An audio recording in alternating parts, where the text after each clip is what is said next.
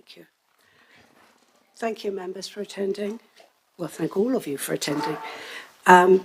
Members, a fire alarm test is not scheduled for this morning. Therefore, if the fire alarm is activated, please leave the room, exit the building as soon as possible, and make your way to the fire assembly point outside the Great Hall. Mobile phones are to be turned off or silent for the duration of the meeting. Thank you. Can we start with apologies for absence, please?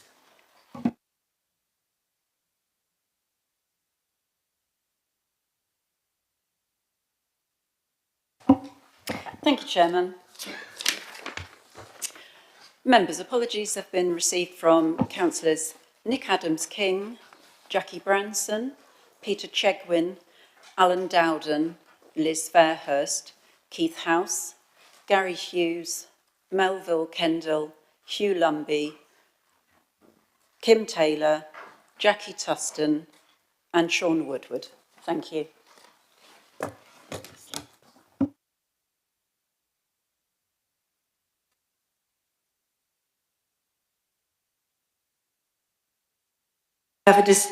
Sorry? Yeah, that's better. That's better. That's right, don't touch it. Yeah.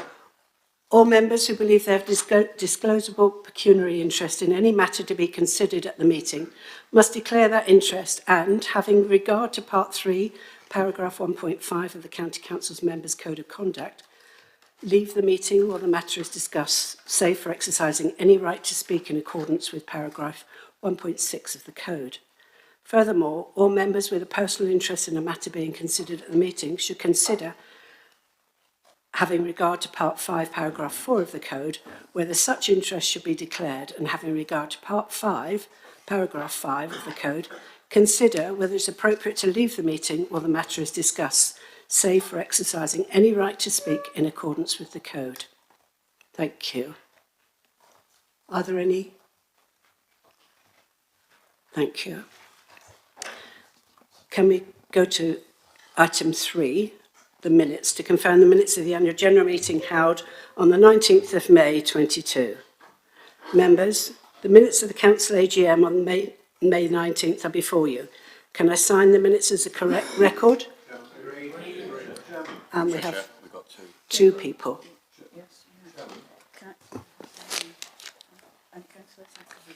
Yes. May I speak? Yes, you may speak. Item 3 on the minutes, Madam Chairman.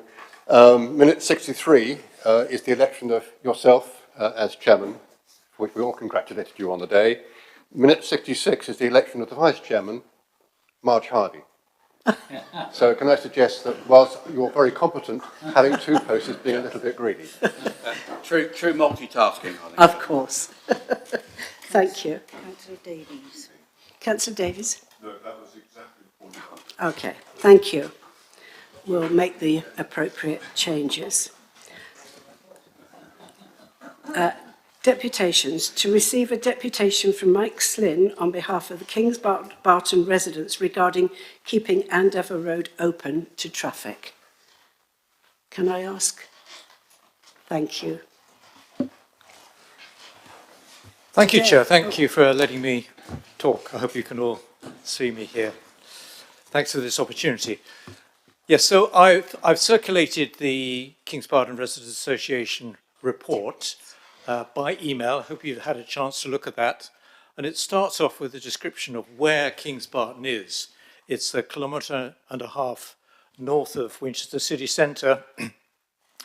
And it's bounded on its east border by the railway line, the main railway line to London, and on its west border by Andover Road, which is the main radial route. It's the B3420, an old Roman road, connecting Winchester city centre with the A34 north facing.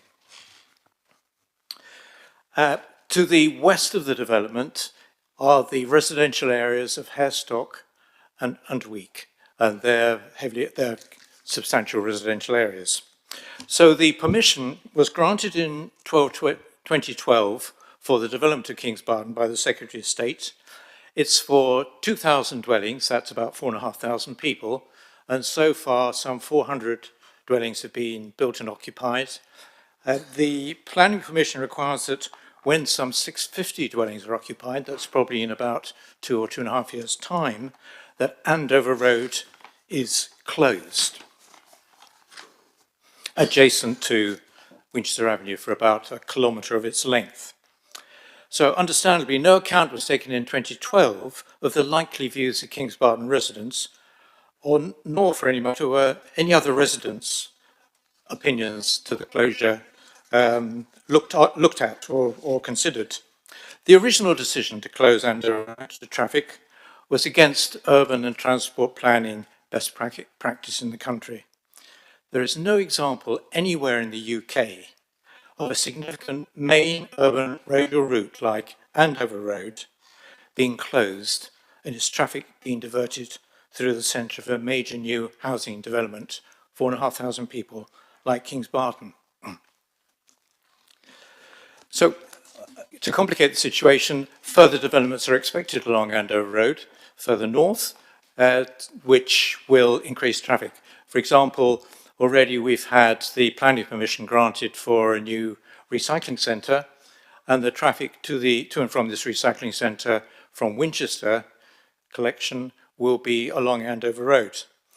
The Sir John Moore Barracks is close by, just north of the development, and that is to be closed and is scheduled for redevelopment as housing. And then there's a large area to the east of Sir John Moore Barracks, which is also a candidate for housing. So we can expect that traffic along Andover Road will increase. So with the expected future development further north on Andover Road, there could be, bearing in mind the results of the 2012 planning permission and its transport predictions, there could be some 15,000 vehicles per day travelling along Winchester Avenue, the main road to the centre of the development. Winchester Avenue is being designed for 20-mile-an-hour speeds. So this traffic will result in heavy congestion and heavy traffic delays. There's also a strong likelihood of an increase in traffic casualties by taking traffic off Andover Road and diverting it through Winchester Avenue. The reason for this is that Andover Road has limited housing only on one side of the road, and it's well set back. Whereas Winchester Avenue has housing on both sides of the road. It has lots of side roads and pedestrian crossings as well. So casualties are more likely. Traffic diverted through the centre of the development will create severance. So there will be a social barrier between residents who live on one side of Winchester Avenue and those who live on the opposite side. And the diverted traffic off Andover Road will will discourage pedestrian and cyclist movements along Winchester Avenue, including to the development shopping centre and school, and also to the city centre. And there will be excessive noise and air pollution for residents living on Winchester Avenue, with air pollution likely to exceed World Health Organization standards. Looking further afield, residents in the nearby Week and Hairstock residential areas are concerned that closing Andover Road to traffic will encourage more traffic to take routes through Week and Hairstock because Winchester Avenue is going to be so blocked to reach the city centre.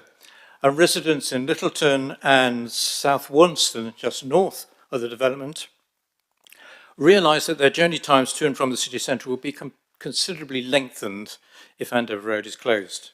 And indeed, Winchester residents in general who use Andover Road to travel north to the A34 and onwards to Andover, Newbury, Oxford, further north than that, they realise that their journey times will be considerably lengthened. In addition, there will be far more carbon emissions if Andover Road is closed. And there's plenty of research on this, but basically, Andover Road, at the moment, the traffic speeds are between 40 and 50 miles an hour approximately, and it's smooth. There aren't many, if any, stoppages. So that's an instance of relatively low carbon emissions. Whereas Winchester Avenue, 20 miles an hour, Lots of interruptions of traffic by side roads and pedestrian crossings meaning that traffic will have to slow down or stop and then accelerate away again. That is an instance of relatively high traffic emissions, coupled with the fact that traffic will have to drive further, longer distances to get to the A34 and the city centre. We can say that carbon emissions will be substantially increased if Andover Road is closed and the traffic diverted through Winchester Avenue.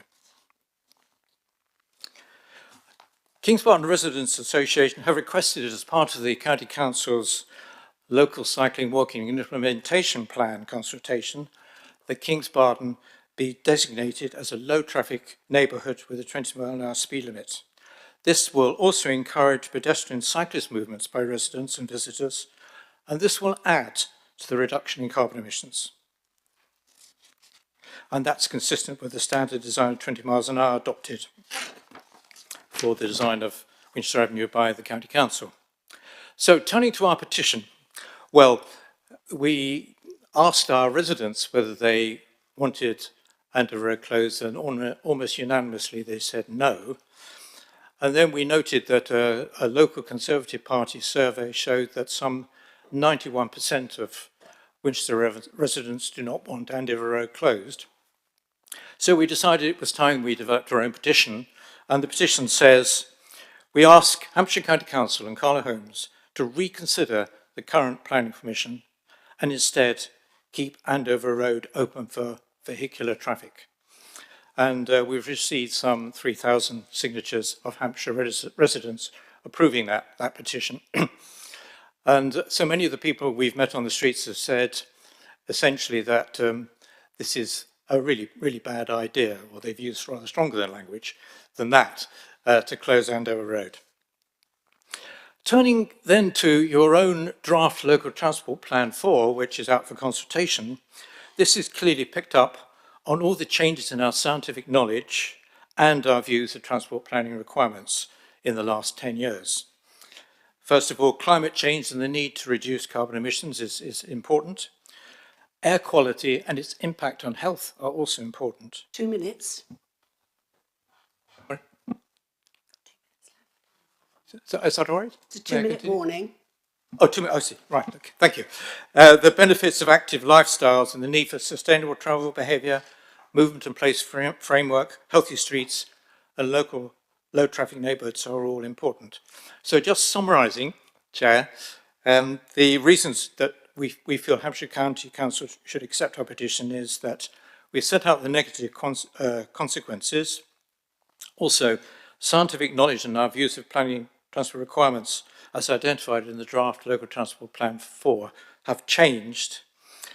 If Andover Road is closed, that will be inconsistent with the Local Transport Plan 4 conditions. If Andover Road is not closed, that will be consistent. The views of Winchester residents are overwhelmingly in support of keeping Andover Road open. Additionally, we can expect that when Junction 9 on the M3 is reconstructed, perhaps in 5 or 10 years' time, inevitably there will be an increase in traffic using Andover Road to avoid the construction works and delays on the A34. And this will further worsen the negative consequences of closing Andover Road. So can I just say that certainly from the point of view of the Kings Barton residents, we really ask you that you consider our petition favourably. It will be a great benefit to us. But I think I can also speak for the great majority of Winchester residents who have the same view that closing Andover Road is bad, keeping it open is good. Thank you very much for listening. Thank you, Mrs. Lynn, and very well timed, thank you. And somebody will take your petition.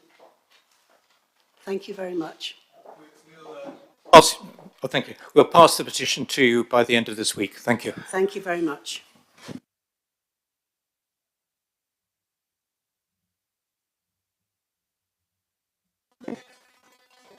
We now come to item 5, which are my announcements.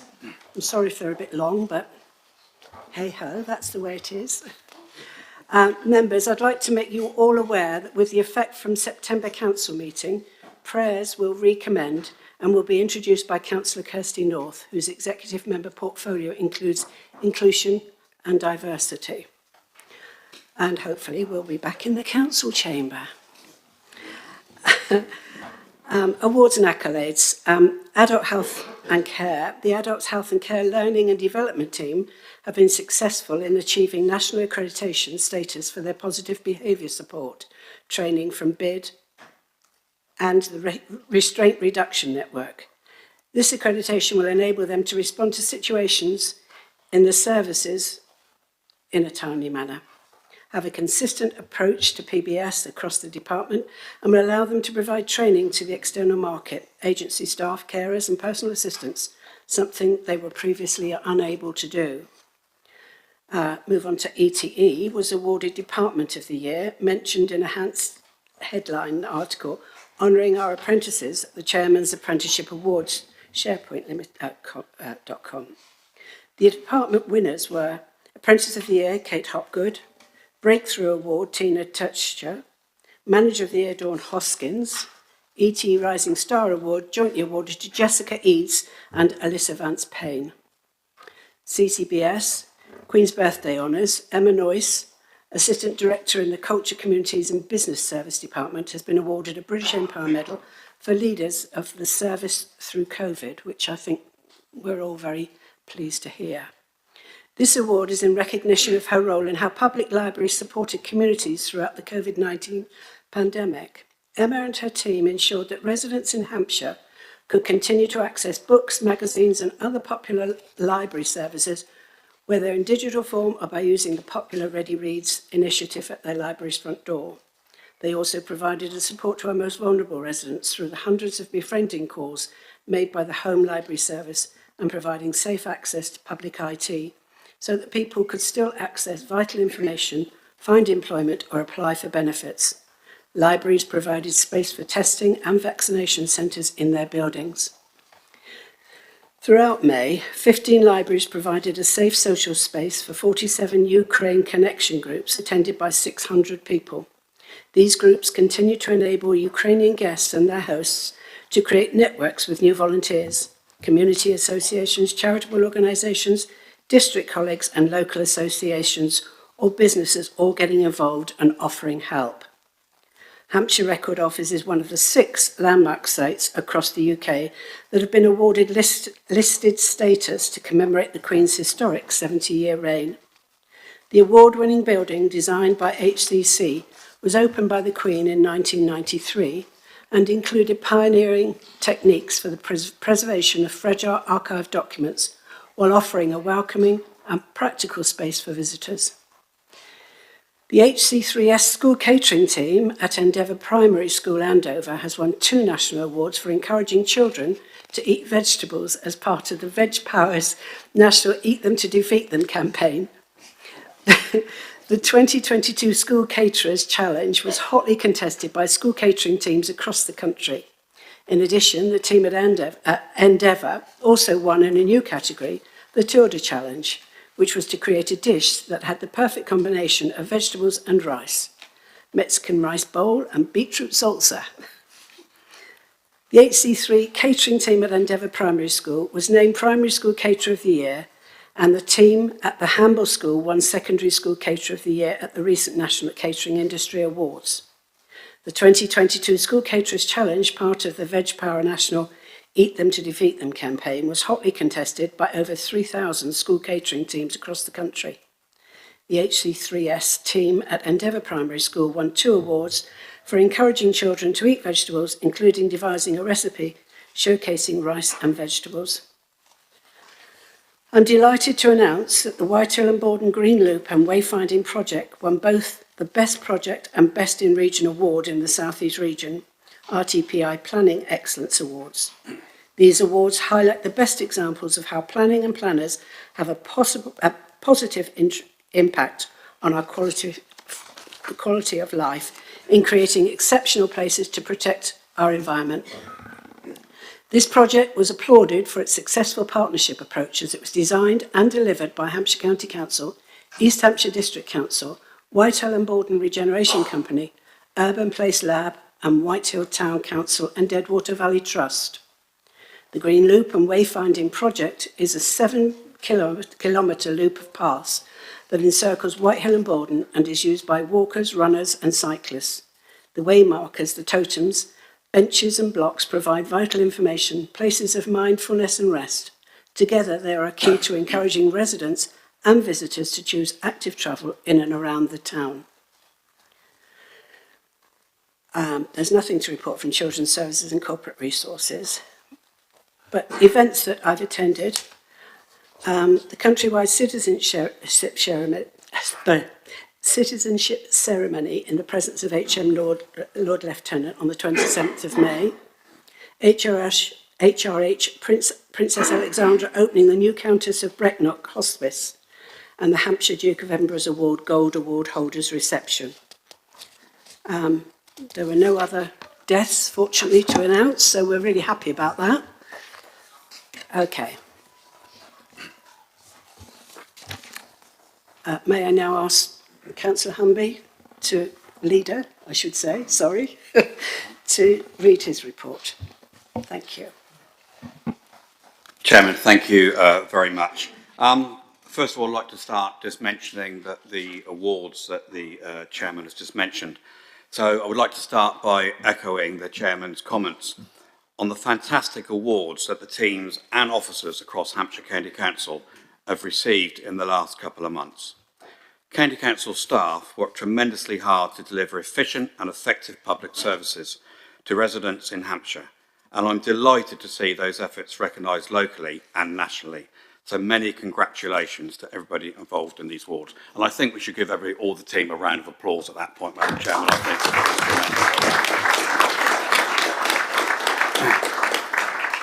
in everything that we've all been going through recently, it's great to see the sort of the team and the staff at the County Council are able to still, if you like, work at that level and win those awards as well. So it's tremendous for all of us that they do that. Just briefly touching on the Falklands anniversary. This time last month, on the 14th of June, was the 40th anniversary of the end of the Falklands conflict. I had the honour of taking part in a flag-raising event in Winchester to pay tribute to the 255 British servicemen and the 3 Falkland Islanders who lost their lives, as well as all those who served in the Falklands campaign. Hampshire is home to a large military and defence community, many of whom have been directly involved in the Falklands campaign. The event last month, followed by the Armed Forces Week at the end of June, gave us the opportunity to demonstrate our continued support and immense gratitude to all members of our Armed Forces community in Hampshire for their bravery and sacrifice in service to our country. Just a brief comment, I think, an update on the Solent Freeport. So in line with the Hampshire 2050 vision, I believe that a strong economy is an essential foundation for supporting public services and enhancing the quality of life for people of Hampshire. One significant enabler of our economic ambitions is devolution, on which I will be bringing a paper to Cabinet next week. In light of the recent national events, I have decided not to take the County Deal prospectus to Cabinet until we have greater clarity on the most appropriate timeframes and practicalities for engaging with central government. Another project that is a major economic opportunity for Hampshire is the Solent Freeport. In June, I attended the Solent Summit, which marked the launch of the Solent Freeport. The Solent Freeport is one of 8 freeports that are being established in England. It will aim to create additional economic activity near shipping ports and Southampton Airport by designating locations where imported goods are exempt from certain government tariffs and duties. The Freeport will also allow business rates growth raised at these locations to be retained locally and then reinvested in the area.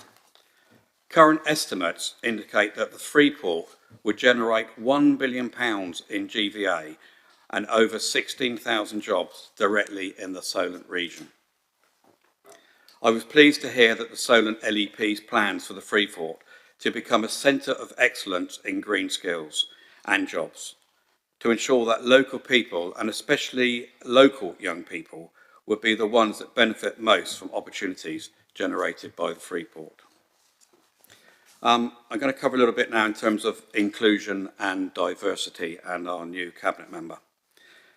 So this is a really important point for all of us and as an authority. Economic projects will only bring prosperity to Hampshire if they benefit and those that are accessible to the people who live, work, study in our county.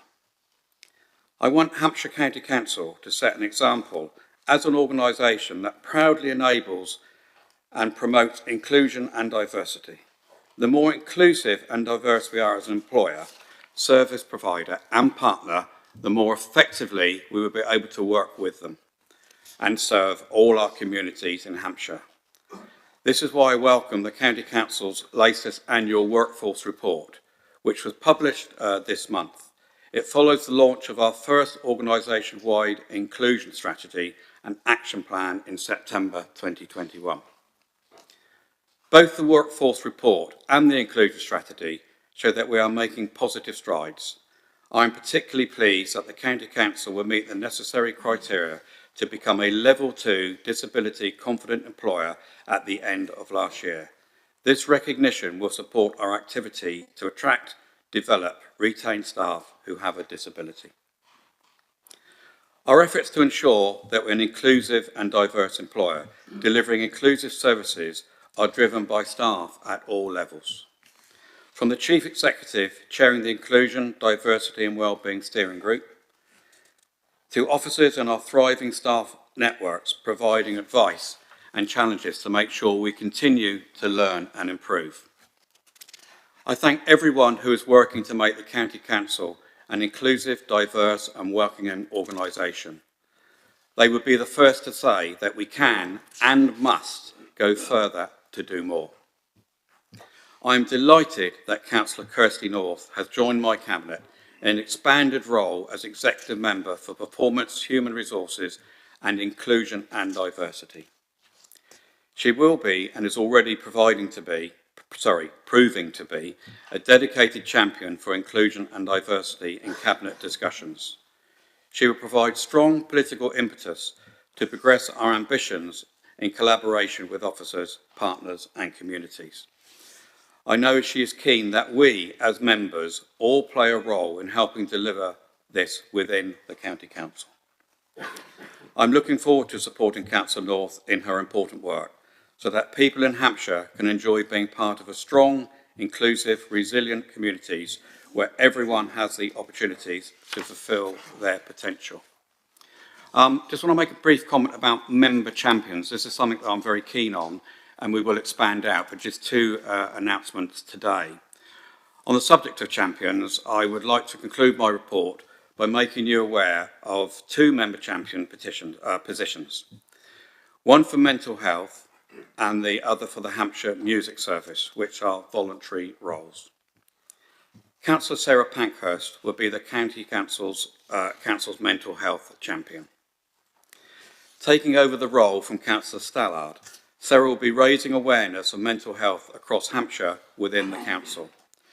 She will identify opportunities to embed prevention and promotion of public mental health following the signing of the Mental Health Prevention Concordat by Hampshire County Council in 2019. The role will include championing mental health and suicide prevention resources and training, promoting the 5 ways of wellbeing as tools for protecting good mental health, challenging the stigma of mental health and championing parity and esteem. Also, Councillor Fran Carpenter will be championing the work of the Hampshire Music Education Hub. I think most people know that Fran has been doing that and is a great champion of the service as well. The important role that it places in the delivering of high quality musical opportunities for children and young people across Hampshire. From the moment a child engages with music through one of the many first access opportunities, such as Beyond the Beat, Rock to the Beat and Listen to Me, through to the impressive range of 60 youth music ensembles run by Hampshire County Council's music service, children and young people are becoming empowered to develop themselves musically, socially, mentally and emotionally. Fran will be championing the strong work that is being delivered in special schools, education centres and alternative provisions whereby children and young people are given the opportunity personally to excel through the musical opportunities. So please ask you all to note those two champions and please engage with them whenever you can. Just one other thing I'd like to add, Madam Chairman, that it is Hampshire Day tomorrow. So I think, so, hooray, thank you. So I think some of you know that I've mentioned once or twice before that my family have been in Hampshire for about 450 years. But I think it was Councillor Warwick that reminded me the other day. I've been saying that for 10 years, so I think I can confidently say it's now 460 years that I've been in Hampshire. So I am through and through. So please, tomorrow, think about what Hampshire means to you and what it is, and celebrate that day tomorrow. Just one last also thing, you will note actually out in the hall outside that the highways teams are out there today. They're there to help you today to go through the new setup on the highways portal that we've got on the members portal. So please take that opportunity today to go out and use that. And I know we've got some IT guys out there as well to take you through that. Chairman, thank you very much. Thank you, Leader. Can we go to item 7 now, to questions under Standing Order 16.1.1, where a member has submitted more than one question. Their second and subsequent questions will not be answered until all members' first questions have been dealt with. Now we have 30 minutes in total for questions and invite each member to put their question as per the question list attached. The first one is from Councillor Aaron Mamaleni, sorry if I've said that wrong, to Liz Fairhurst, the Executive Member for Adult Services and Public Health. And this will be answered by the Leader. Okay. Thank you, ma'am. Oprose is one of the biggest NHS providers as per the BBC. They are catering around 600,000 patients in UK. And out of them, 60,000 are from Basingstoke. And they are providing large part of the Basingstoke GP services. In the light of BBC's Panorama's investigations and their allegations, what actions the HCC is taking to assure patients of Basingstoke community? Thank you.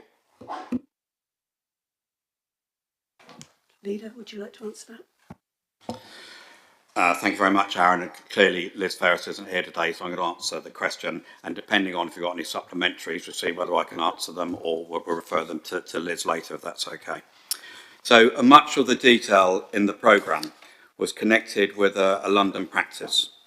There were some elements which relate directly to our local area and others which relate more generally to the way in which Operose Health operates. The specific claim that a number of full-time equivalent GPs working at Camrose, Gillies and Hackwood has fallen from 25 to 11 has been publicly disputed by Operose. They state that the change is from 17.5 to 12.4, the way that any GP practice manages its day-to-day rotas and workforce is a matter for them to determine. But they are monitored by NHS commissioners in terms of their delivery of the national contract for primary care services, both in terms of quality and access, and regulated by the Care Quality Commission. More broadly, all providers of primary care are challenged currently by rising need and workforce pressures. The County Council, both through services within our departments and through the relevant Select Committee, is working with our NHS colleagues to identify risks and impacts on our services or the health of the population. Madam Chairman. Thank you, Leader. Can we go to... I might ask if there's any supplementary. Oh, sorry, yes. Is there a supplementary? Yes, ma'am. Thank you. Given the complex nature of NHS administration, there is no democratic representation visible to the public. The public sees us as the representatives, and they are asking us, what would be the response of the councillors to the generic public? how do we assure them in specifically that we are doing all we could to provide them the utmost deserved services? Leader? Thank you, Councillor, for that. What I think I would do, I mean, it's a really good question in terms of how we're perceived about how we represent, isn't it, the public and that. Sometimes when it crosses over boundaries as well. So if that's okay, as I mentioned earlier, I'd take that to the executive member and I'm sure she will speak to her team within her department as well and come back with a full answer to the question. So thank you. I'm happy. Thank you, sir. Thank you. Can we now go to the second question? Is from Councillor Stephen Reid to Edward Heron, the Executive Lead Member for Transport and Environment Strategy. Thank you, Chairman. Will the Executive Member please inform the Council how many homes, businesses and NHS outlets suffered loss of service as a result of HCC's contractor severing internet and phone cables at the Brighton Hill roundabout over the period 8th to the 10th of June 2022?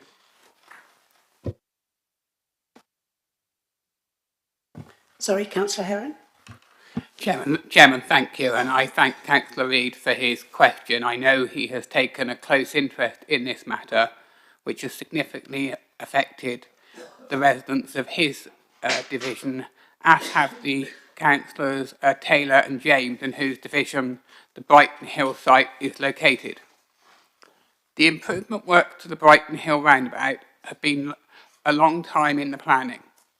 As always with major engineering projects like this, we go to great lengths to obtain comprehensive information from the utility companies about their underground services and equipment in the vicinity. Our contractor struck and damaged a bundle of deep fibre optic and copper telecoms cables and ducting on the afternoon of the 8th of June when drilling in a location where we had not expected to find them. Once we were made aware of the impact of the damage, all possible steps were taken, working through the night to support the repairs, excavating deep trenches to facilitate access to the damaged cables. Over the course of the next few days, the fibre cables were repaired by Openreach and those services were restored, but the damaged copper wires took longer to repair. The repair work operation has been extensive, and as we'd expect, supporting Openreach in this way was prioritised over any other work on site. I cannot provide detailed numbers of household, businesses or health service premises affected. That is information which could only be accurately provided by Openreach. However, it is fair to say that there was widespread loss of broadband and telephone services in parts of Basingstoke, with thousands of households and a number of businesses affected. The Royal Hampshire County Hospital in Winchester was significantly disrupted. I believe other health service premises in Basingstoke were also affected.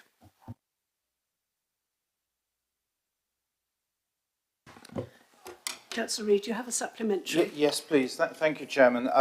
And can I thank the Executive Member for that reply?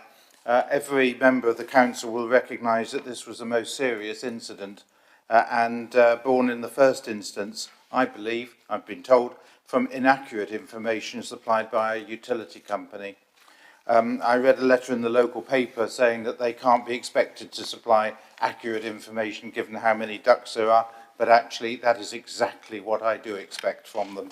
So will the Executive Member agree to write to Hampshire's MPs asking for a law change or a law emphasis that places a responsibility on utility companies to supply accurate information with penalties attaching if they fail to do so? Councillor Heron. Thank you. I think it's important that the County Council works closely with all our utilities. And I do recognise the challenges that they face from having information that may go back a great many years. And, you know, we all know mapping and GPS has changed drastically. So I do accept from the utilities there may be a challenge with them knowing exactly where their services are. I would also say that this council and our contractors exercise best practice in all these things. So those who've been involved know about getting maps from utilities on where their utilities are. It also involves on projects using radar and scanning to see if you can see them. Unfortunately, events do happen, and I don't think, Councillor, I would want to put the pressure to that point on a utility being required to guarantee, because unfortunately the events do happen. But I do think it should be very clear that where a local authority or our contractors have used best practice, as we do, to assure that we have identified or worked with where they have told us those utilities are, I'm afraid any liability for any damage must be with that utility company. If we've asked where they are and they've said they're there, and we've done a radar scan and we can't see them, I think then at that point, should there be any damage, it clearly should be at their liability, and I would be pleased to write to the MPs to express that point. Thank you, Councillor Heron. We move on to question 3 from Councillor Keith House to Nick Adams-King, the Executive Member for Highways Operations. I don't know if anybody else is here to read his question. Madam Chairman, Councillor House has told me he's happy for a written answer. I can read his question if you like, but as Councillor Adams-King isn't here either, I don't know how you want to handle it. We'll just accept the written answer if that's all right with everybody. We now move on to question... Sorry, and I presume the usual practice will be that will be circulated to everyone. Absolutely. Thank you. We now move on to question 4 from Councillor Dominic Hiscos to Ros Chad, the Executive Lead Member for Children's Services, and Liz Fairhurst, who isn't here, but the Executive Member for Adult Service and Public Health, to be answered by Councillor Chad. Thank you, Chairman.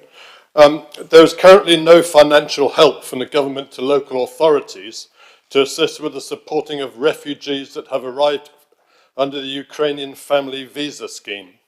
Will Hampshire County Council be calling upon the government for such financial help, given that there will be the same similar challenges in supporting this group of refugees as there are with those arriving under the Homes for Ukraine scheme, where there is currently a £10,500 payment from the government?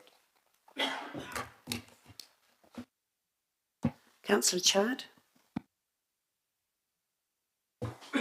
Thank you, Chairman, and thank you, Councillor Hiscock, for your question.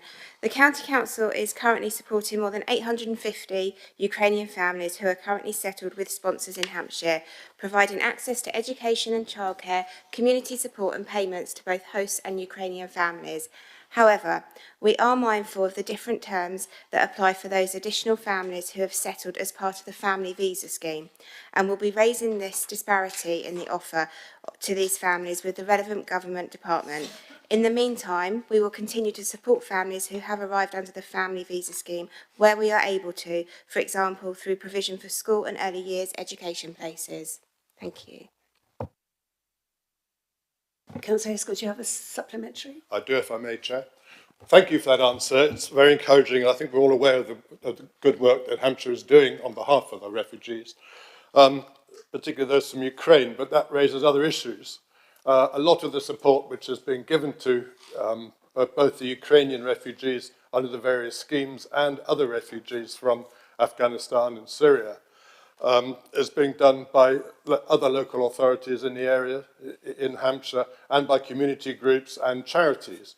What there seems to be is a lack of oversight of what exactly is happening, and there doesn't seem to be much of a route where the various charities and other organisations can exchange information about what's happening and what support they are able to give to people who have arrived on our shores in desperate need.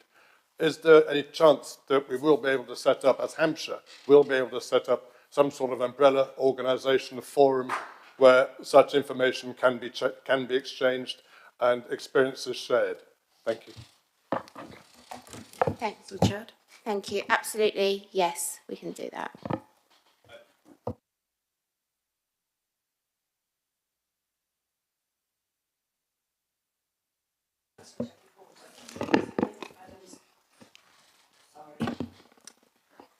From from Councillor Jackie Porter to Nick Adams-King, the Executive Member for Highways Operations, to be answered by Councillor Heron.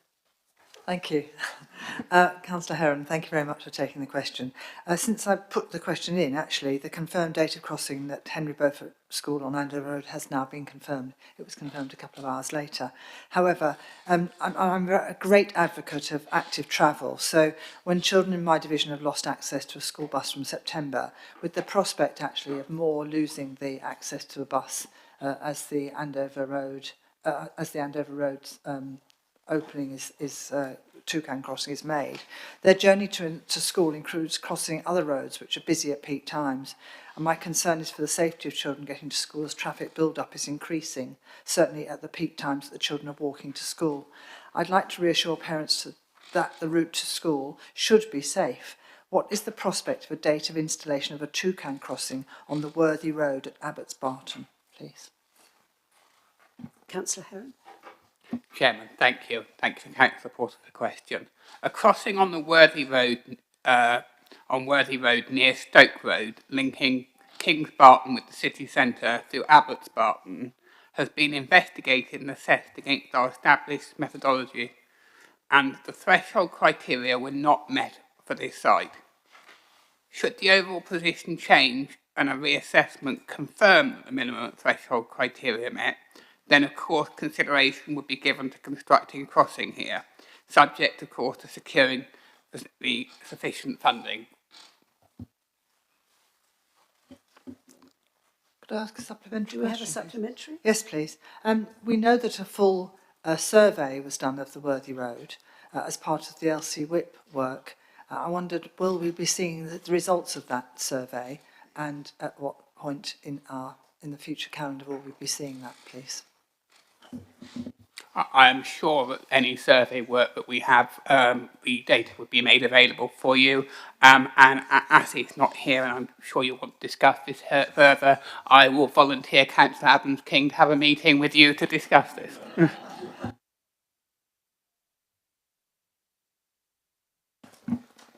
Thank you, Councillor Heron. Now we move on to question 6. From Councillor Alex Crawford to Liz Fairhurst, the Executive Member for Adult Services and Public Health, to be answered by the Leader. Thank you, Chairman.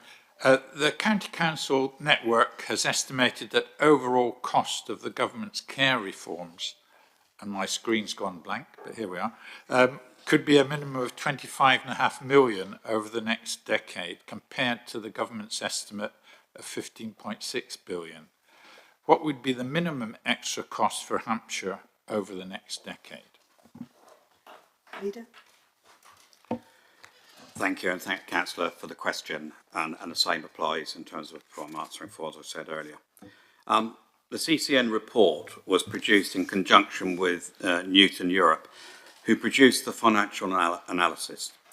The report concluded that the overall cost of the government's care reforms over the 10 years to the end of 2031-32 could be in the range of 28.9 billion to 32.1 billion.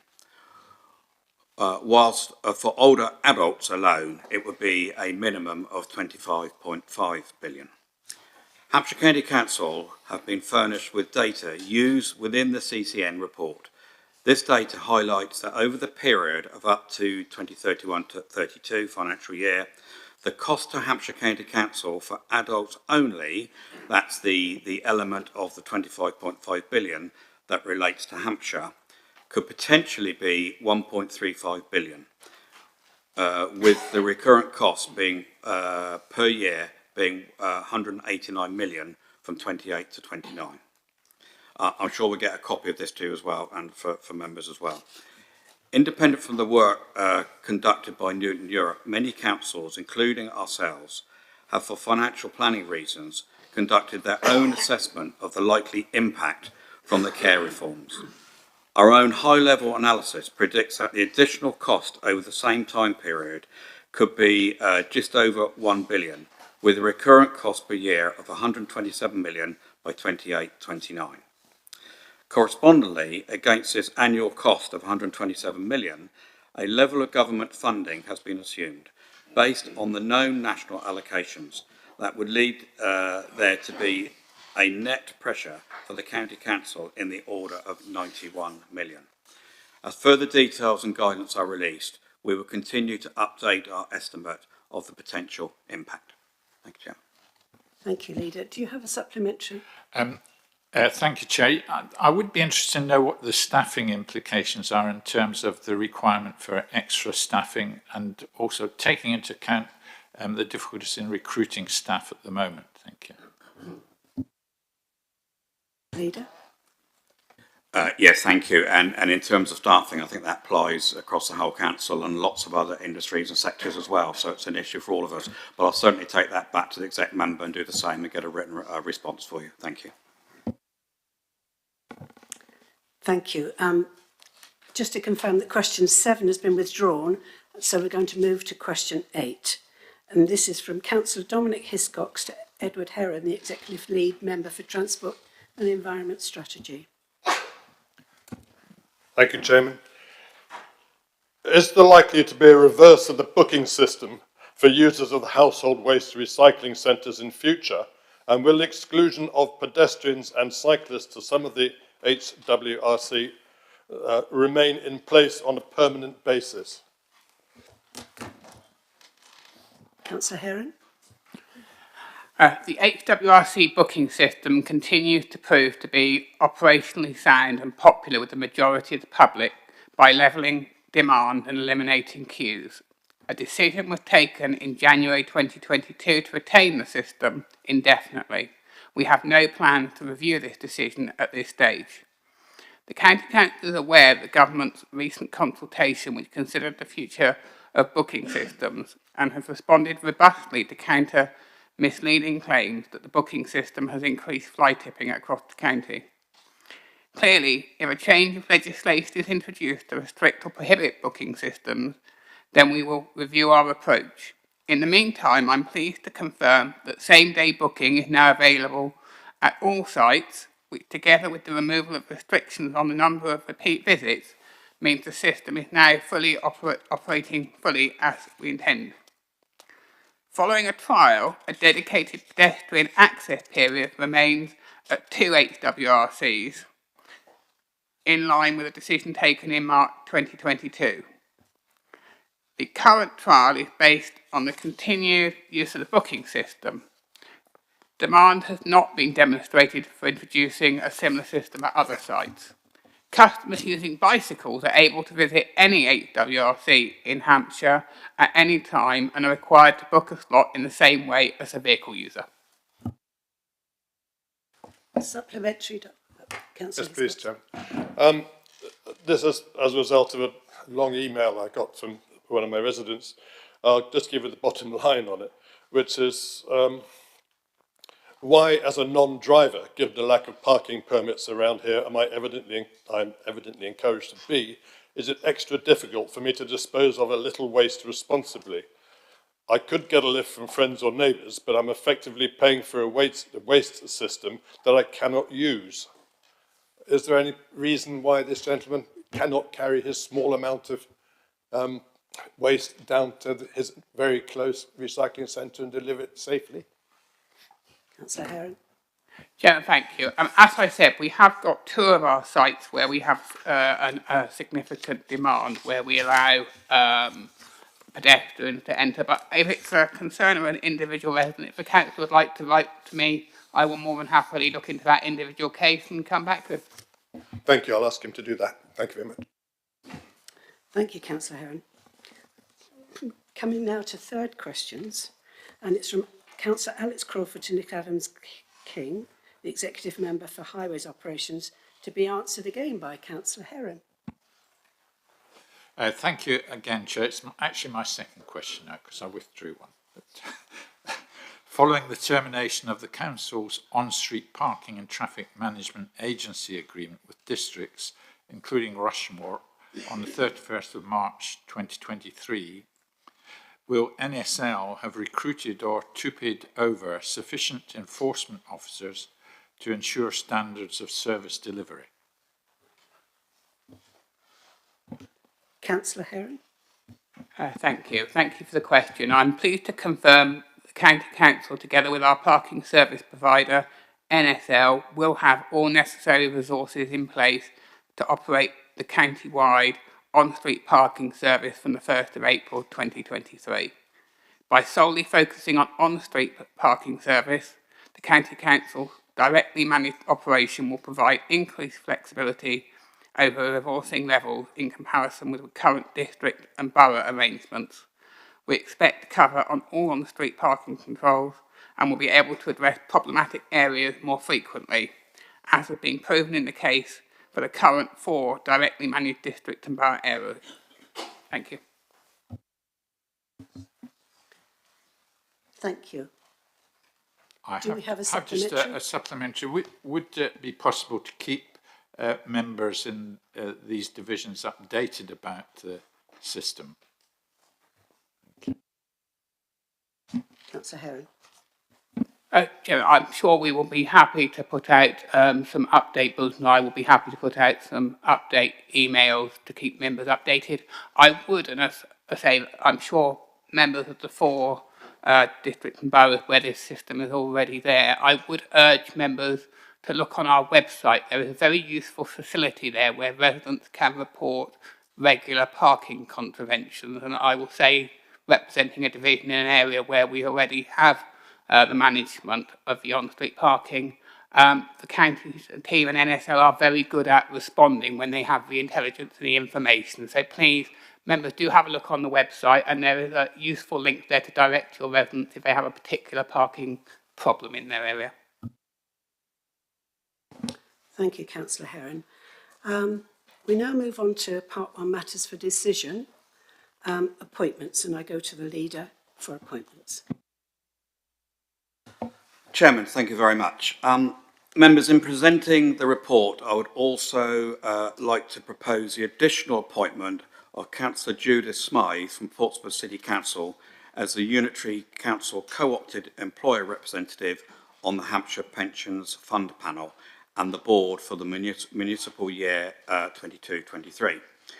I also propose an adjustment to the County Council's representative on the Assembly of European Unions to reflect that Councillor Phil North will be the deputy member.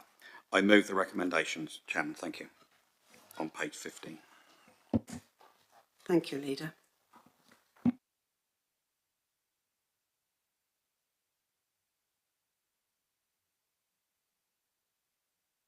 Sorry. I put the recommendation on page 15 to the vote. Can we all?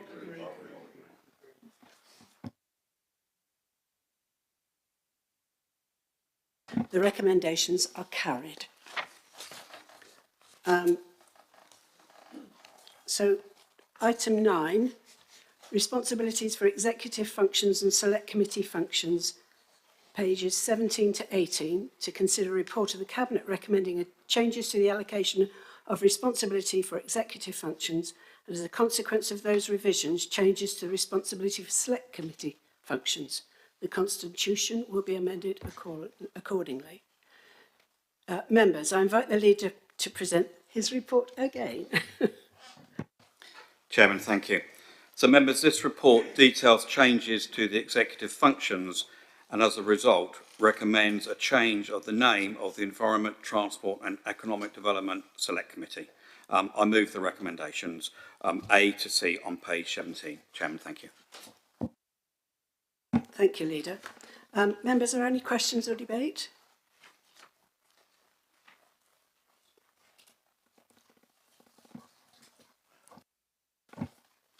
There's no questions or debate, leader. So there's nothing for you to reply to, leader. So, members, I put the recommendations on A to C on page 17 to the vote. So that's carried. Thank you very much. Item 10, Hampshire Minerals and Waste Plan Development Scheme. The update is on pages 19 to 20. To consider a report of Cabinet recommending an update to the Hampshire Minerals and Waste Development Scheme. Members, I invite the leader to present his report. Chairman, thank you. Members, this report recommends an update to the Hampshire Minerals and Waste Development Scheme, which sets out a revised timetable for the partial update of the Hampshire Minerals and Waste Plan. I move the recommendations on page 19. Chairman, thank you. Members, are there any questions or debate? Okay. So can we now move to finding out whether you agree with the recommendations? Agree. Thank you, members.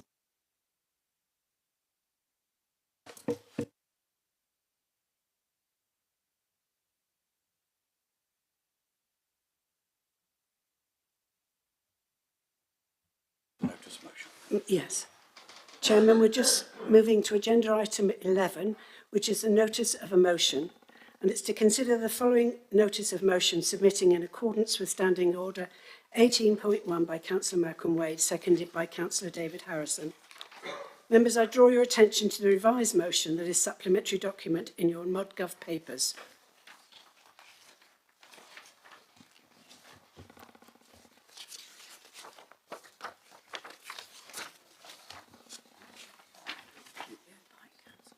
Yeah.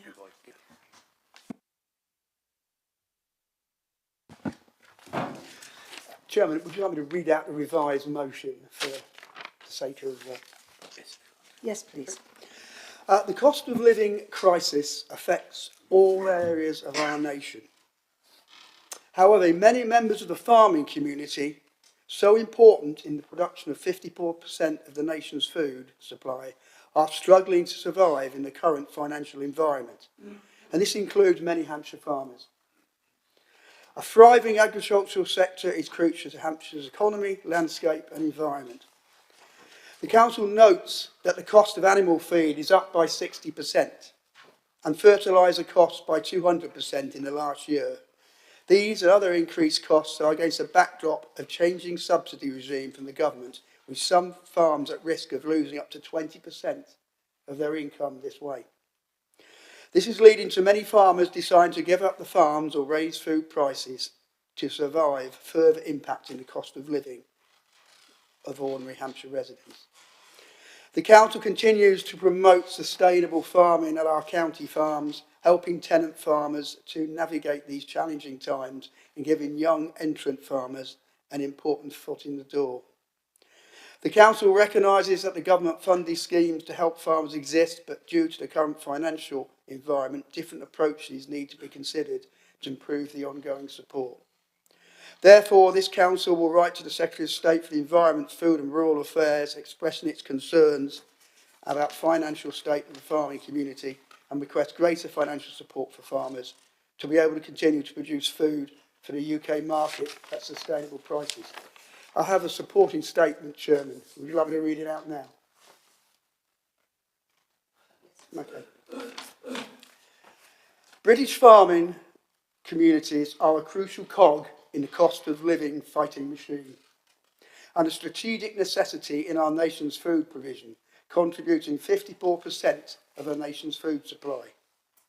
However, farming families themselves are facing an even acute cost of living emergency.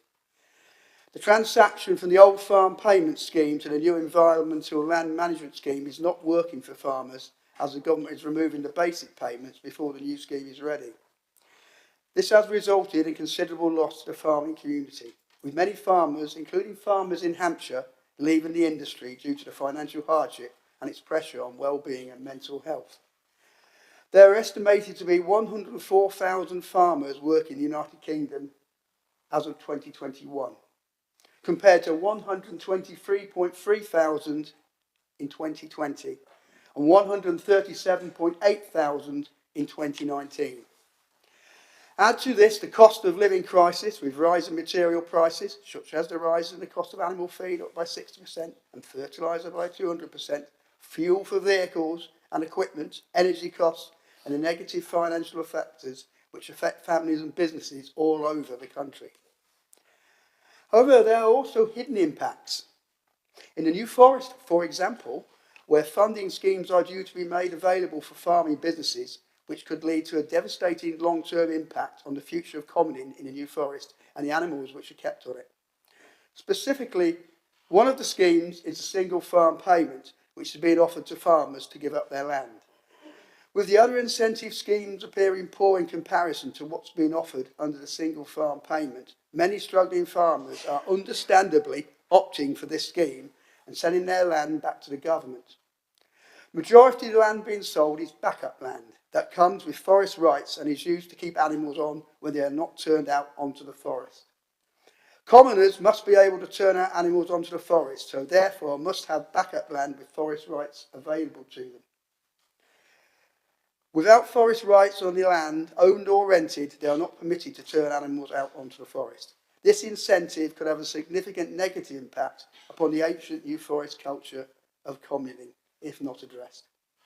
However, perhaps the most concerning hidden impact is the effects of rural poverty on the families and the farmers themselves. Rural poverty has an extra bite to it, because you're not just in poverty and you're isolated. And the weight feels weightier if you're a fifth generation farmer with the pressure of the farming family on your shoulders. On average, one farmer a week commits suicide in the United Kingdom. That is a despairingly tragic statistic.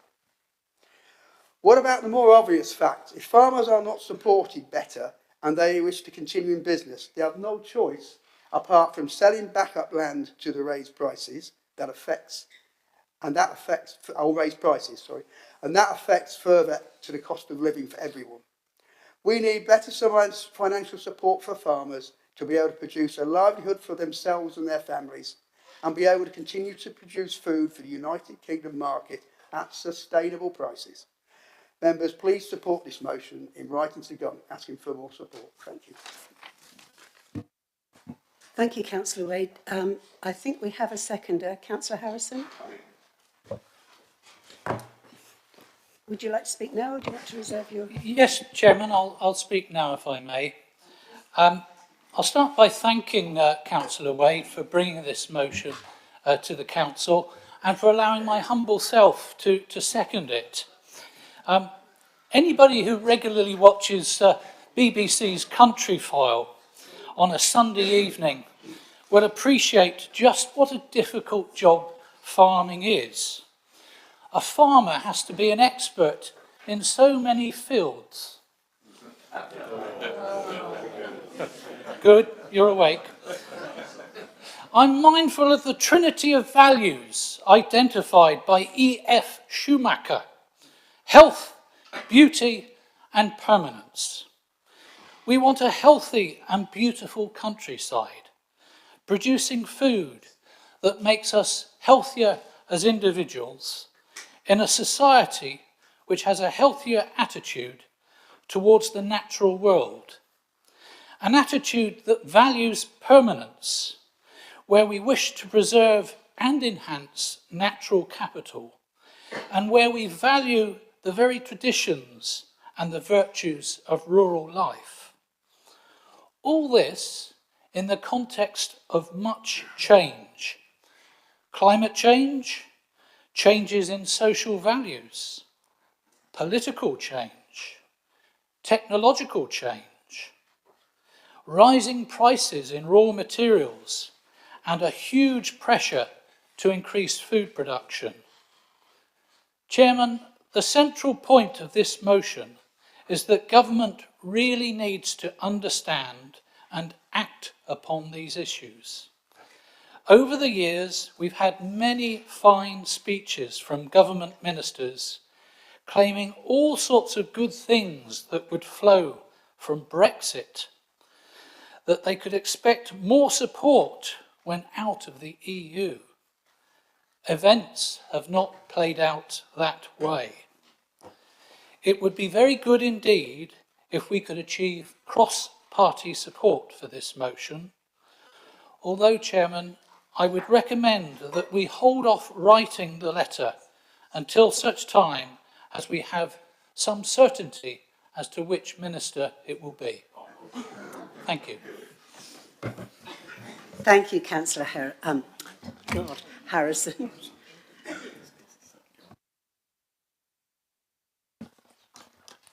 I have Russell Oppenheimer, who would like to speak on this subject.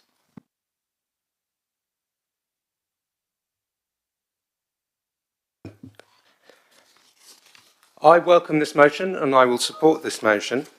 I'm really pleased that the motion includes reference to the county farms. It's good timing because we're actually very shortly going to be publishing the first annual report on county farms this week. And I just wanted to say a few words about county farms because I think they do play an important part in Hampshire's agricultural economy. Hampshire has more than 30 equipped farms across some 4,600 acres of land. We have arable and dairy holdings, livestock, and some very successful horticultural producers on the estate, actively supplying major supermarkets. What's great about the county farms is we're giving new entrants their first step on the ladder of farming, and we're providing inclusive opportunities. We're also then helping existing tenants to take the next step, to develop their businesses, move on to larger holdings maybe. In the annual report, and I hope members will take a look at it, you'll see that we had 7 new entrant farmers over the last year, and many of them young aspiring farmers willing to deal with the significant level of change coming into the industry and think outside the box. We've actually got 5 more opportunities coming up later this year, which we'll be promoting. The County Farm Service will be encouraging these new entrants, providing support, knowledge exchange, signposting to training and grant opportunities, and also helping them with new technology. As Councillor Harrison mentioned, this is becoming increasingly prevalent in the rural economy. Things like precision farming and the reliance on data. So hopefully the County Farm Service will continue to play a very important role in building skills in this sector. Sustainability is also something that's very important to Hampshire County Council and to the County Farm Service. So we will be making sure that sustainable farming systems deliver those public goods, better air and water quality, thriving wildlife, soil health, and measures to reduce flooding. I do believe county councillors can play an important role in supporting farmers at these difficult times. Things like encouraging people to go to local farm shops and shop local can make a difference. Going and meeting with a farm cluster and just talking to them about their issues, letting them know we're here to support them. And also just help us promote the County Farm Service in your reports to parishes and things like that. I'd like to say I'm not quite as pessimistic as Councillors Wade and Harrison about the situation. It is difficult times for farmers, particularly with the rising fuel costs and supply chain issues. And I recognise that the changing subsidy regime creates work for farmers. They have to get their heads around a new system, spend time filling in application forms. But I believe that the new subsidy regime is a great opportunity for the economy and for the UK to improve our food security, to improve our environment, and we now have the sustainable farming incentive that was only published last week after this motion was put forward. The sustainable farming incentive is one of many new payments that will improve the environment across the country. I think most farmers, if you ask them what the EU subsidy regime was like, they'll say, well, it was incredibly bureaucratic, and they're not unhappy to be freed of all of that bureaucracy. I also think it remains to be seen whether we'll see widespread exits, as Councillor Wade suggested, under the DEFRA's lump sum exit scheme. It's not yet clear how many people will take up that scheme. Undoubtedly, some people will, but that does free up land for new entrants who will perhaps come in with an innovative approach. So I think it's important that we do write to the Secretary of State to stress that these are hard times and that farmers need further support. And I think it's important that we support our farmers in everything we do and say, and I hope that they will continue to play an important part in Hampshire's landscape, environment and economy for the future. Thank you. Thank you, Councillor Oppenheimer. Could I ask for Councillor Heron? Chairman, thank you. And I'll say a few words generally, but I'll stick mainly, I think, to the comments that Councillor Harrison made about the New Forest. But first, I think on the general direction of farm support, I think all of us would agree that having a sustainable agricultural sector is of vital importance. And, you know, for all my life, I've been involved in agriculture, and all of that life we've been talking about CAP reform. So I will say that while there are definitely challenges with the emerging system, let's not pretend that the Common Agricultural Policy was beneficial to the environment. It was not. I was pleased to sit on the Hampshire test and trial scheme for environmental land management. We worked with DEFRA to look at how that scheme would work in Hampshire outside of the protected, the two national parks. And I think we have fed in useful information to that. I think it is interesting how times change, and we have long and quite rightly talked about making sure that British agriculture is sustainable environmentally, financially. I think perhaps over recent years we forgot to talk about food security. We've taken it for granted that, you know, the food will always be available. I think it is perhaps a bit of a wake-up call for a generation that actually food security is one of the other pillars of agricultural policy. I do want to just, Chairman, say a little bit about, particularly as it was mentioned, commoning, that unique form of agriculture to certain areas and perhaps best known, though obviously there are Dartmoor, Exmoor and others in the New Forest, and say that, you know, through what was the Verderers grazing scheme, I think, which was a project to HLS, I think that was a lesson that locally delivered support, locally adaptable support is the best way to do this. And perhaps that's a lesson for us all in the county deal, that, you know, local is sometimes the best way to do these things. So much so that I think issues with the basic payment system, and Councillor Harrison and Wade will know, meant that government had to intervene to cap those because they were having the opposite effect. The sheer headage number payments was meaning that actually it was becoming heading towards being unsustainable. Chairman, I will just conclude by saying that, you know, much of the issue with backup grazing has to be for the National Park Authority and its planning policies. I also think it's worth highlighting that the latest farm that the county council acquired, actually before I had that portfolio, but it did acquire, was within New Forest, actually within my division, and does include commoning rights. And also, of course, the county council has purchased additional land at Rockford. We also own 2 commons at Gourley and Hyde. So we are actually involved in supporting commoning within the forest, and I'm sure where we are able to do so, we will continue to do so under Councillor Oppenheimer's leadership of the portfolio. Thank you, Councillor Heron. Can we go on to Councillor Mummolany, please? Thank you, ma'am, for giving the opportunity. And I take the opportunity to thank Councillor Wade for bringing this motion. This is very close to my heart, ma'am. Being a proud son of a farmer and a soldier, I can't stress enough the importance of farming. Being born and raised in the farming family, as councillors already mentioned, they need more and more skills, not one skill. So there is a small story when I was in the school days. We're all being told there is a monkey there and there is a human there, and there is a banana left there and a 50-pound equivalent money left there. And the human ran to the money, and the monkey ran to the banana, and who survived is the monkey, not the human.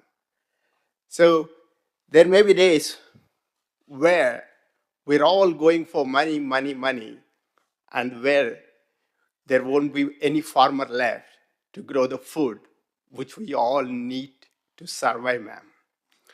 So the farming is such importance. So we all need to encourage the farmers. There is no second thought on this. And one more thing, ma'am, here is, yes, we can build one more factory. Yes, we can build more roads, and we can build more schools. But one thing that we can't generate is we can't produce more land, ma'am. As the time goes on, all the experts are saying that the land is decreasing, it's not going up. So we need to effectively use this land and grow the food, and the population is going up. So here I would like to make some suggestions here is, over the past few years, if not the case, many of the farmers, farming families, they are taking other professions, like the technological professions or the STEM professions, and which is giving the livelihood for them. But we are not encouraging our kids to take the farming as a profession. That is one thing in the education we need to bring it up. Farming is also a profession. And it is not only a profession, ma'am.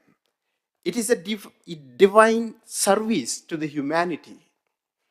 They are providing the food on the table. So I suggest here to the counselors to consider encouraging kids, future kids generations, to take up farming as a profession and take the farming as a livelihood too. So once again, I thank Councillor Oberhammer's comments about the encouragements they are giving to the local farming societies in the Hampshire. And I fully support this, and I'm happy to support this motion, ma'am. Thank you. Thank you, Councillor. Councillor Porter. Thank you very much indeed. I'm lucky to have a cluster of small farms run on land which is owned by Hampshire County Council in my division. And food from these farms includes dairy, beef and arable for food. And actually the county is really supportive of the small businesses, and we really appreciate that. But in the years past, Hampshire County Council, several years ago, I think before Councillor Heron was even on the council, the county, in an effort to help, negotiated separate rent deals with individual tenants, which resulted in a perceived unfair advantage for some of those compared to others, which we tried to change, but that couldn't be possible. So I urge the county not to make this mistake again in an effort to keep our farmers going. It was not a happy time between the farms, and didn't help to keep the whole piece of land safe as a piece of land in its own right. As part of the 2050 Commission, Hampshire County Council looked at EU farm payments compared to profitability. And I remember being really shocked to hear that the farm payments basically barely kept those farms going. The difference between the farm payment and the profitability of the farm, on average, was £6,000, which is nothing in the costs of the farm. And so the farms afloat, to keep those farms afloat, we do definitely need these supporting payments. If we're really serious about our food security, and I think the last few months have really brought that to our fore, that's happened. So I do really support this motion, but I just want to give a cautionary approach to some of the comments about giving up all bureaucracy that Councillor Heron suggests. I have a personal situation where some of the, it's a non-pecuniary interest because the cows from the county farm come onto my land, and actually they're on there at the moment cutting the grass for me. So it's great. So they win and we all manage very well. And we know the family really well. But actually the bureaucracy is such that they manage that process really well. But the previous farmer, who had previously used that land before our time, had actually identified that land as his land for his EU farming payment. And so the bureaucracy is really important. because actually, if it's the right sort of bureaucracy, it makes sure it's fair for absolutely everybody.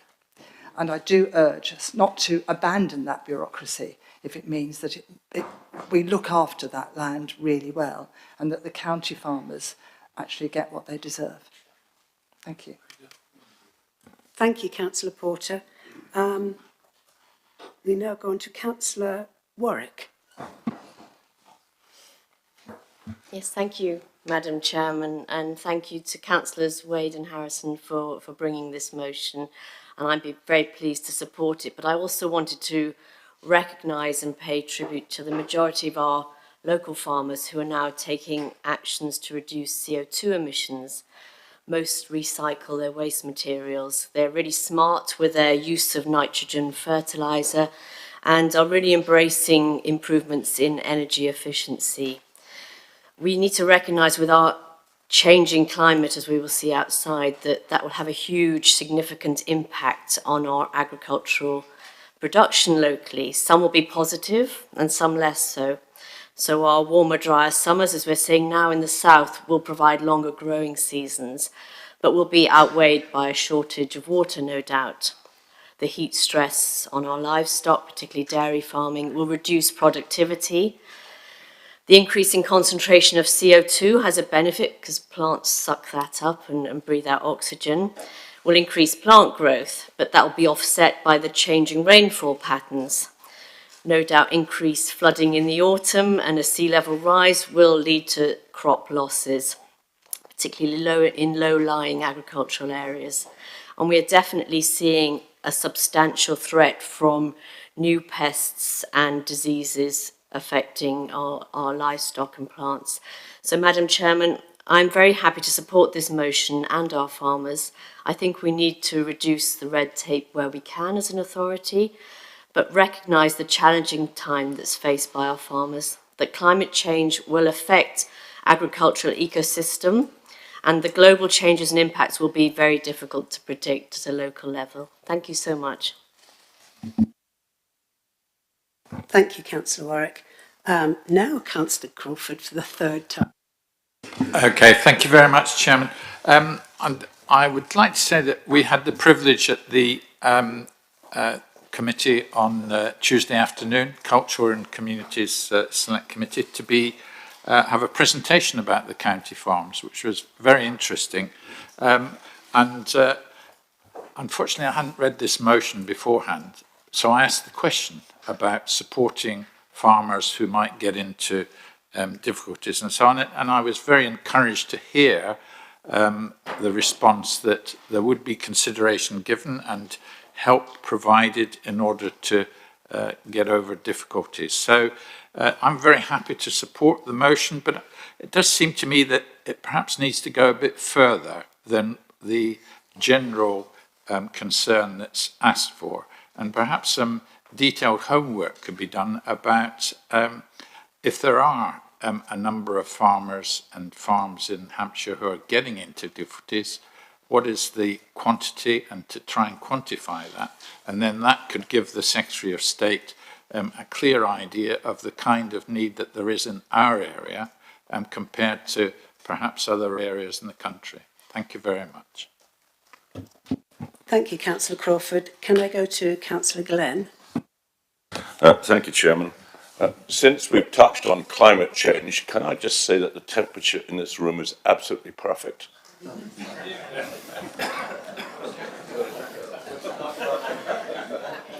And if anybody needs a sleeveless jumper, they're just comfortable. I will be supporting this motion. It's a good motion. I am very concerned about the future of farming, the future of food produce in this country. Obviously, that includes very much in Hampshire. I have just been made aware of a massive pre-application in my division at Junction 5. It's for a distribution network. It will be so large you could probably see it from space if it was to take place. But it does include using grade 1 arable land, which is dreadful. Now, we can't go into it right now, but it's a pre-application. I just wanted to say that it is my intention to bring all the details to the attention of the Director of Environment at the earliest possible opportunity so I can discuss it with them. Thank you. Thank you, Councillor Glenn. Councillor Chad. Thank you, Chairman. I just would, first of all, I will be supporting this motion, but I just want to pick up some of the points about our young people. We do support young people to go into farming, and I was really privileged to go to an event called Farm My Food a few weeks ago, where with partners we had 160 children from food tech studies and business studies who came along, and they learnt about agriculture, learnt about where the food comes from, and the whole process of farming and what careers that can transpire into as well. So just to say, completely support the motion, and we do actively seek young people to go into our agriculture partnerships. Councillor Stallard. Thank you very much. I just briefly wanted to endorse what Councillor Chad has just said. Yesterday, I was fortunate enough to be able to attend the graduation ceremony of Sparshire Agricultural College, which was held at Winchester Cathedral. I was very impressed by the range of courses that they offer there, not only diplomas and training courses, but also degrees, and in fact higher degrees, master's level degrees. So I came away fairly reassured that the future of the young farmers, at least, are being addressed by our excellent agricultural college. And I do believe it is aiming to be, if it is not already, what they classify as a centre of excellence for farming studies. So I think they ought to be congratulated. Thank you. Thank you, Councillor Stallard. Leader. Oh, sorry. Councillor Foster.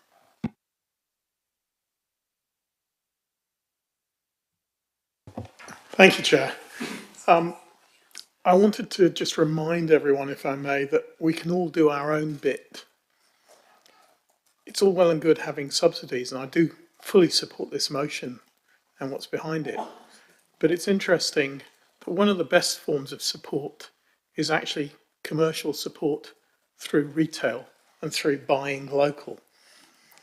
We have across Hampshire some fantastic markets, for instance, often outlets where our local farms, be they county or just commercial farms, sell their products.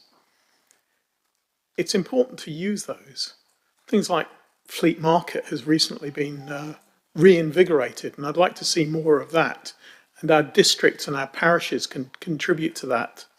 But above all, we as individuals and our residents can help by buying local. So all well and good to have subsidies, but let's do our bit as well.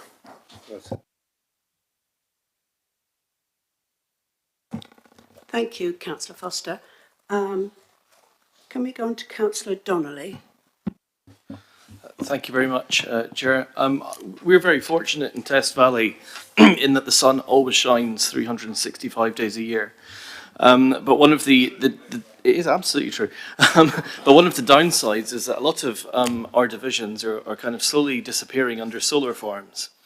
And whilst I certainly support the renewable energy aspect of that and making sure that we do maximise our use of solar, a lot of farmers are selling up and selling their land to energy companies, which is using up good arable land. And as my colleague said, we do need to make sure that as well as energy security, we balance that against our food security. And I think I'd just like to take the opportunity of this motion to say that hopefully the county can work with the districts and the boroughs in terms of making sure that the incentives are there to keep that land, if possible, farming, and to make sure that our spatial strategies use more appropriate land, in my view, for solar farms and to use our renewable energy. Thank you. Thank you, Councillor Donnelly. Is there anybody else that would like to speak before I go back to the... Councillor Carroll. Sorry? Councillor Carroll.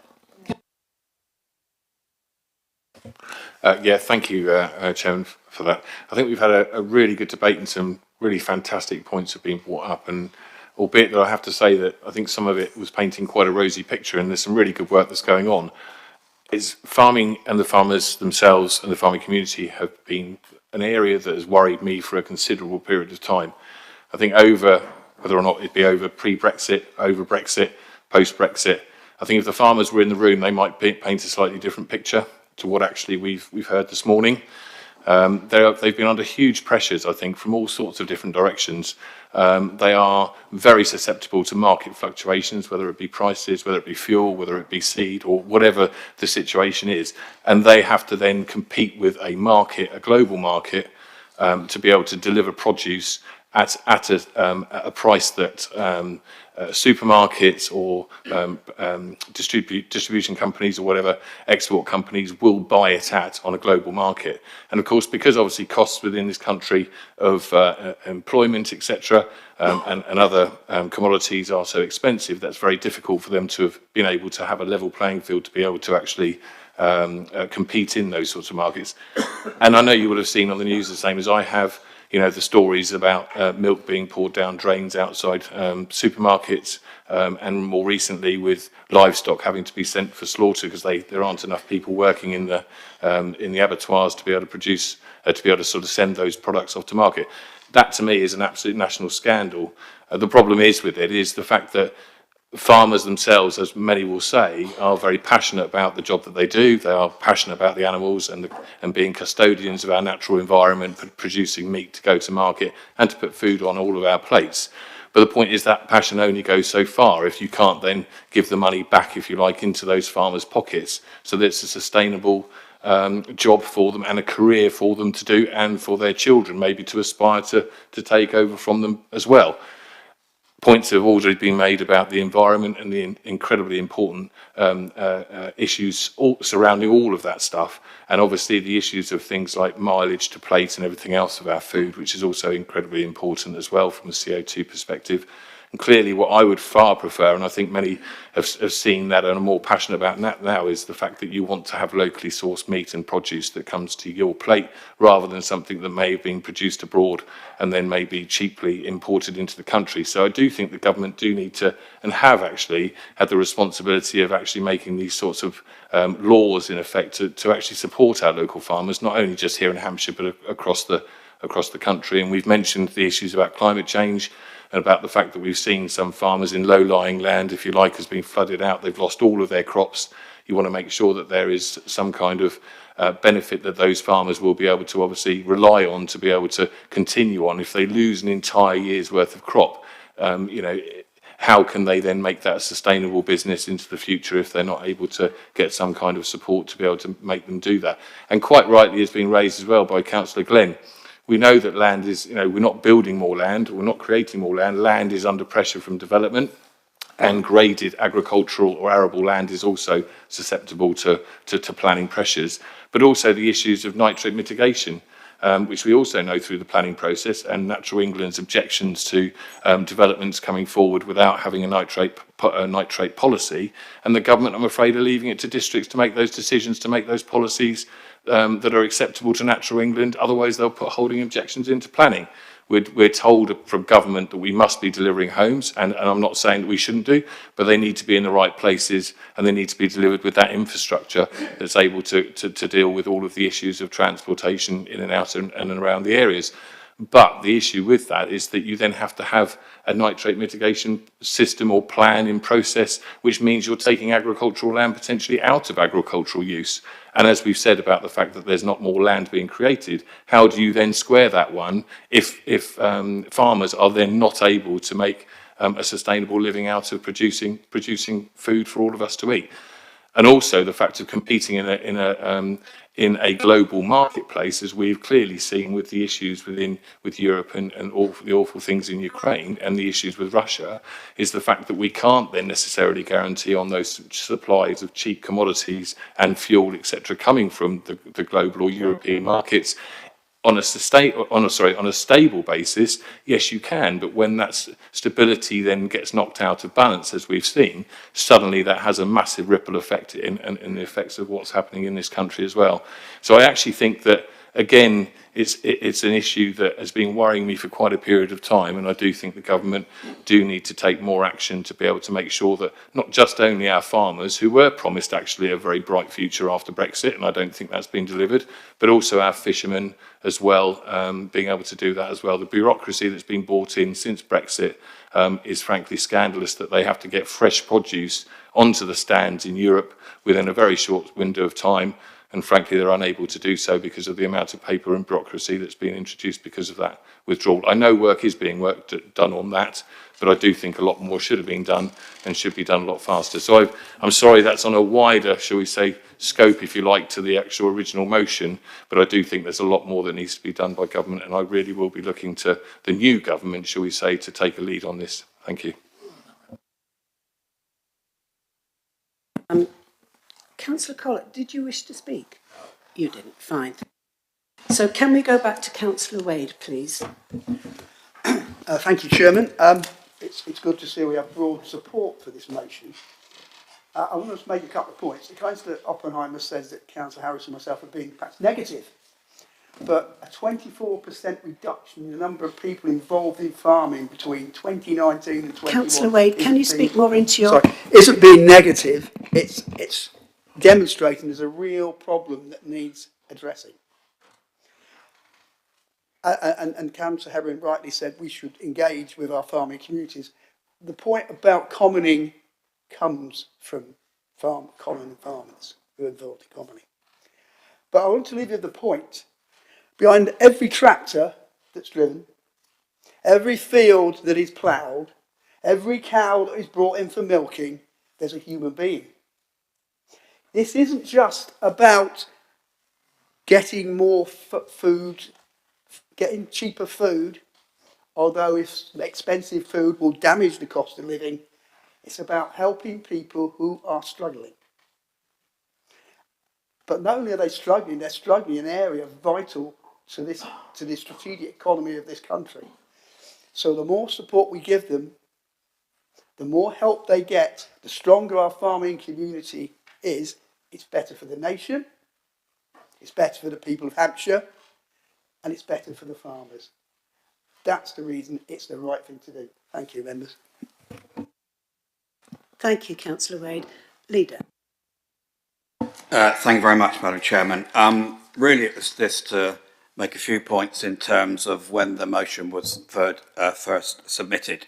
I spoke to some of my colleagues, Councillor Herron, Councillor Oppenheimer and Councillor Chad, and looked at the wording, and I think we can say we were always very, very happy, and you can see that from today, to support the motion in terms of supporting our farmers.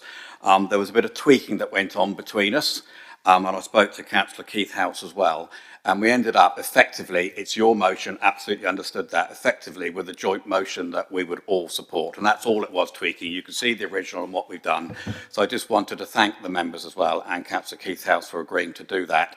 And clearly we've seen all the support in the room today. So very, very happy to support the motion as it's now set out, Madam Chairman. Thank you. Thank you, Leader. Can we ask now for a vote on this motion? Thank you. I think that's pretty well supported. Thank you for that.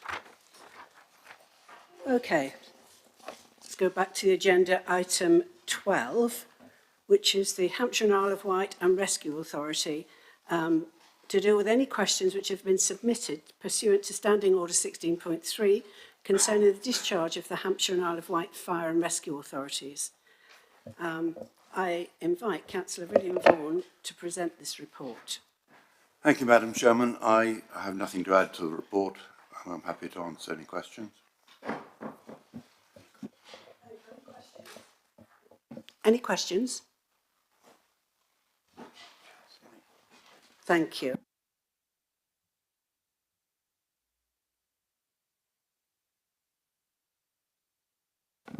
Now to item 13, Annual Report of the Policy and Resources Select Committee, pages 23 to 30.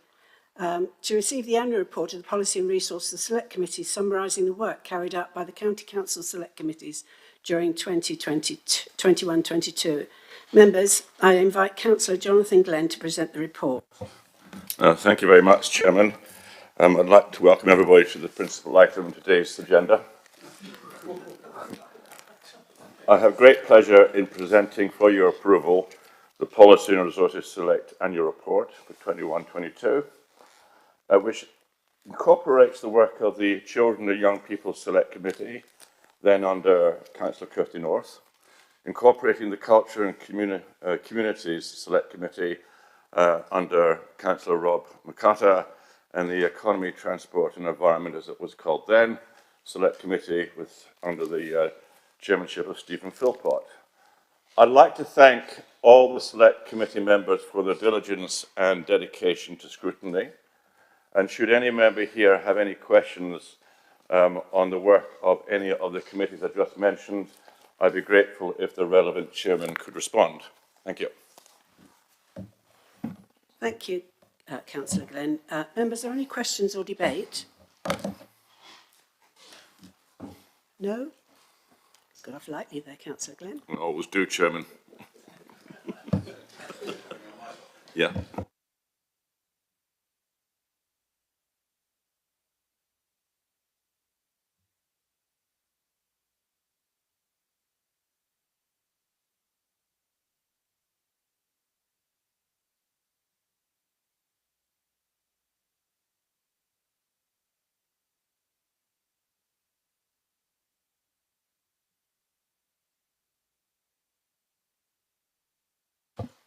Thank you, Madam Chairman. Firstly, I'd like to thank all the directors and the officers for all their excellent work and support to the Select Committee throughout the report period of 2021 to 22. I'd also like to thank the committee members, both for attending the committees and the working groups, all the hard work they did there in dealing with these statutory requirements for us to scrutinise all the services provided to the residents in Hampshire. And I'd like to therefore present this report to the members. Thank you, Councillor Withers. Any questions or debate? Thank you. Now move to item 15, which is constitutional arrangements, appointments to the Health and Wellbeing Board for Hampshire, pages 37 to 38. To receive a report from the chairman, who isn't here, but the leader will answer this, I'm quite sure. So can we go to you, leader, please? Chairman, thank you. Members, this report just notifies the council of appointments made to the board under delegated authorities. It's just an update on those appointments, Madam Chairman. Thank you. I doubt if there are any questions or debate over this one. So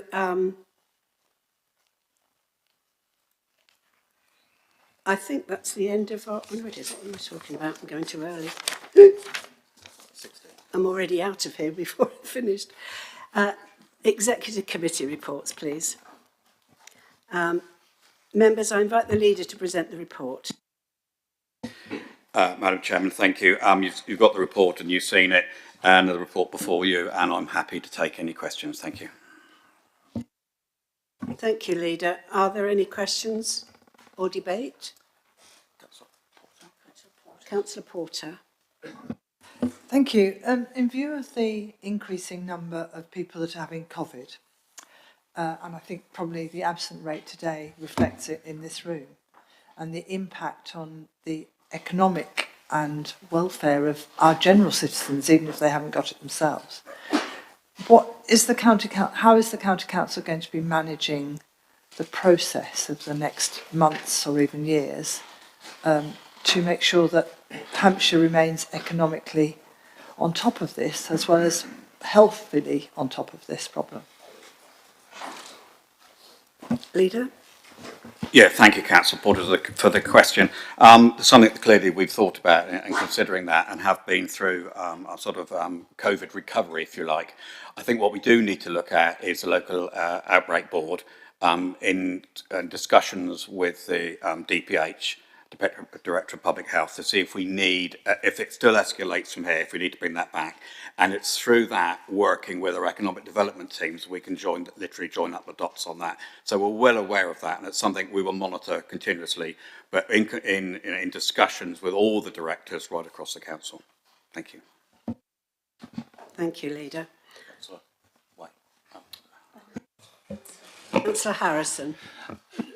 Chairman, it's on the subject of COVID once again, I'm afraid, but I do think that there is this issue of whether it really is necessary for us to be meeting in person as much as we are. We know that COVID is still very much prevalent in the community.